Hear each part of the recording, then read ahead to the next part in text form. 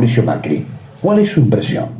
Bueno, a mí me gustó mucho el discurso porque creo, Jorge, que él está haciendo alusión a una suerte de revolución burguesa inconclusa, donde una parte central de esa revolución burguesa es el Estado de Derecho.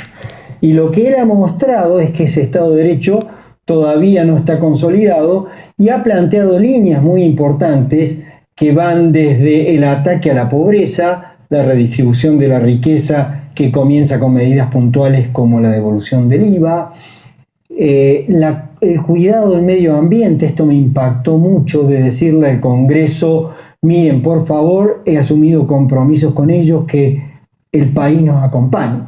Así que en ese marco, yo lo que quería destacar hoy es lo siguiente.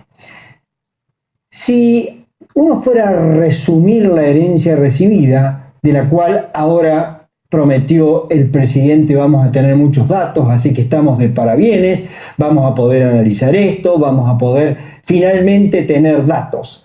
Pero en ese contexto uno dice: quedó una inflación muy alta con déficit gemelos, el déficit fiscal de 7% y el déficit comercial, el déficit externo, que se precipitó porque perdimos mercados externos, dejamos de exportar, y la plata que no venía de las exportaciones es la que falta.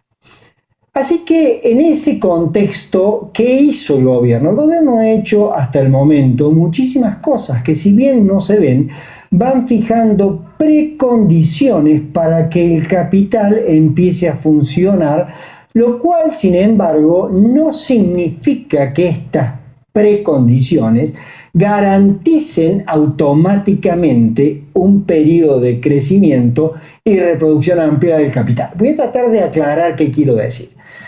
Como usted sabe, el gobierno fulminó el cepo y permitió la libertad cambiaria.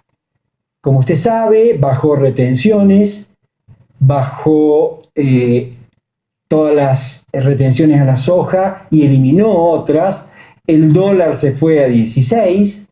Como se dijo también, se tratan de arreglar los precios relativos con el aumento de las tarifas, el arreglo a los holdout. Ahora, todas estas cosas implican dos cosas, valga la redundancia: expectativas de ganancias muy fuertes para el sector exportador, que debe empezar a traccionar nuevamente el país, y por el otro lado, menor ingreso disponible para las familias, las cuales sienten inicialmente la dureza de todo este periodo. No podía ser de otra forma. Yo estuve por años y años diciendo que íbamos en un rumbo equivocado, que íbamos a tener que apretar los dientes, y estamos ahora en esa etapa.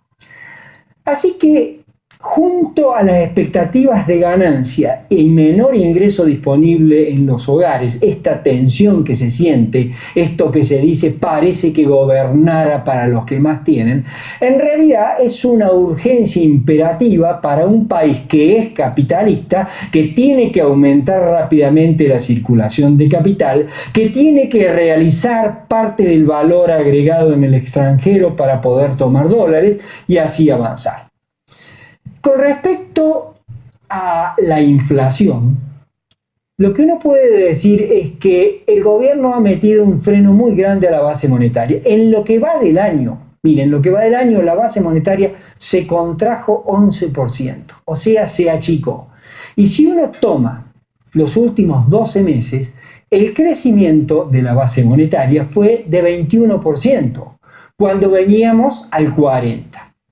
Ahora, dado que la expansión de pesos se traduce en un movimiento, una variación de los precios después de un año y medio en Argentina, ese desfasaje es de aproximadamente 18 meses, hay que decirlo con todas las letras: no hay probabilidades de que vayamos a ver un 2016 con una inflación en picada. Eso va a ocurrir recién, a mi modo de ver, en el segundo semestre del año que viene, en el segundo semestre del 2017.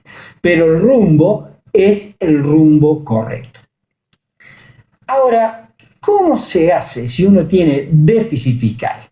Todavía no arreglamos con el extranjero, aunque ya estamos casi cerrando con los holdout. Y tenemos que cubrir ese bache. Se emite, pero se absorbe. Es decir, el secreto de esa contracción de la base monetaria, hay que decirlo, no hay que engañar a la gente, es más deuda.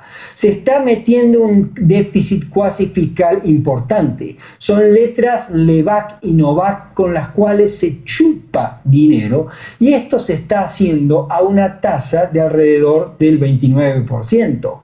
Hoy la deuda que existe en letras es equivalente al efectivo en poder del público, es prácticamente una base monetaria paralela. O sea que todavía estamos tratando de resolver una situación hacia adelante, pero en lo inmediato las cosas se agravan. Y se agravan por esta necesidad de emisión por un lado y de absorción por el otro. Así que esto es lo que ha pasado en el Estado. Ahora, del otro lado tenemos el socio eterno del Estado, que es el capital. Porque a pesar de que se dice que el Estado es para los ciudadanos, la verdad que nosotros vivimos en una sociedad capitalista donde el papel del Estado junto al capital es central. El capitalismo es flexible, es plástico, se adecúa, toma atajos y se aprovecha de las oportunidades. Y cuando acá se liberó el precio, se produjo lo que se llama una suerte de overshooting, un sobredisparo frente a las expectativas devaluatorias. En algún momento nosotros tuvimos algún comentario de que los capitales concentrados, que se concentraron mucho en la época del gobierno anterior, habían abusado de ese poder de mercado. Hubo gente que decía, son las expectativas devaluatorias, porque Macri está diciendo que va a devaluar. En realidad, la desproporción del aumento, que fue brutal, no tuvo que ver con esto, sino que tuvo que ver con el comportamiento predatorio del capital y cómo se comporta el capitalismo argentino. Así que lo que hay que decir acá es que sí, estamos tratando de perfeccionar una revolución burguesa con un Estado de Derecho dentro del cual el capital acumule. El capital va a tener que hacerse cargo de aquello de que la producción tiene que ser en base a un tiempo socialmente necesario, es decir, con una productividad media similar a la del mundo, porque por más que nos reunamos con presidentes de otros países, si nuestra productividad no se asimila, estamos fritos. Esto significa mucha inversión. Y esta inversión todavía no se ve, hay que decirlo claramente. El capital tuvo comportamiento predatorio, aprovechar la protección, aprovechar las rentas que había del consumidor subiendo precios y todavía no se invierte. Por el otro lado, parte del capital nacional, como algún diputado que fue miembro de la Unión Industrial Argentina, dice, el mundo está vendedor. O sea, hay que vender al mercado interno, o sea, tiene que aumentar los salarios, lo cual es cierto que hay que aumentar los salarios, pero un principio básico de la estructura y circulación del capital es que el capital variable, el que pasa por el trabajador, el que se reproduce a través del consumo de alimentos y cosas básicas para reproducir la vida por el propio trabajador, es solo una parte del capital total. La reproducción ampliada exige mayor consumo del capitalista, o sea, o bienes de lujo, o sea, inversión. Y la inversión todavía no está.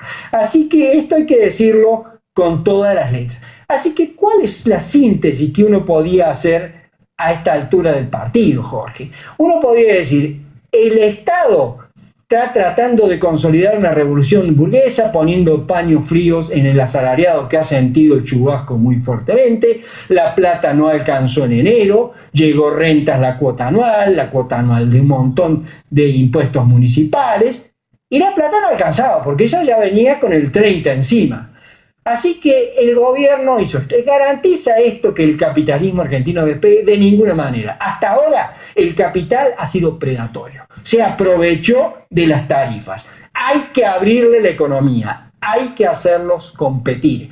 Hay que decirles, señores, tienen que meter tecnología. Ustedes no sirven si no tienen la productividad media de la economía. Aquello del tiempo de trabajo socialmente necesario. Si en otro lado se produce algo con menos tiempo, acá nosotros no podemos hacerlo en 20 veces ese tiempo. Así que esa es la situación que tenemos hoy. Se han dado un gran paso, vamos a ver qué sucede, pero ahora el capital tiene que mostrar en Argentina que puede llegar a ser una reproducción ampliada. Vamos a ver qué pasa, lo vamos a seguir esta columna, bienvenidos a este discurso y ojalá el país empiece a caminar mejor. Doctor, muchas gracias, muy amable. Bienvenido una vez más y lo esperamos dentro de 7 días. Gracias. Hasta entonces.